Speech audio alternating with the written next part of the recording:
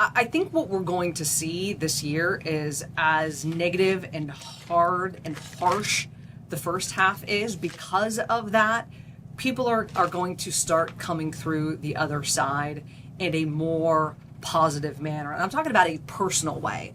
I have no control over the political world. I have no control over society. I have no control over who becomes the next president of the United States besides what I vote.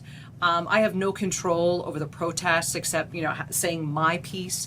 But I have all this control over myself. And I think what people are starting to realize is that they need to take control.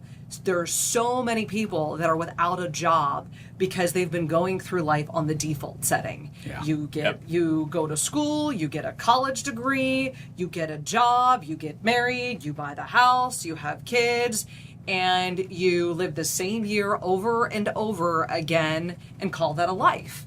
You die at 40, but they put you in the ground at 80. I think what you're starting to see right now is people realizing, I am the creator of my future.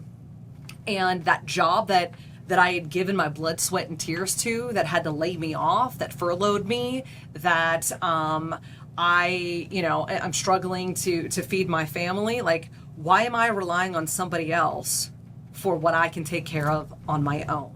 So I think what you're going to see is an amazing explosion of small businesses and entrepreneurship and people deciding to take care of themselves in that regard instead of having somebody else take care of them. And I'm not talking from like a governmental standpoint. Right. I'm talking about from an employment standpoint and in waking up to the idea that they are in control and that they have been on the default setting and that they have just been kind of aimlessly going through life. Like a zombie. You've got to experience something that is uncomfortable, that jolts you, that is painful in order to create change.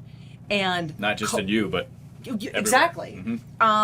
But with COVID and how it impacted employment and how it impacted marriages and how it impacted relationships and how it impacted every facet of our lives, people were left with their thoughts.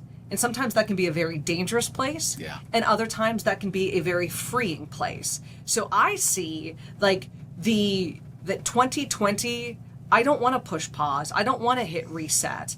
I want to see what we come out as on the other side, because I think you may be surprised by what people can do.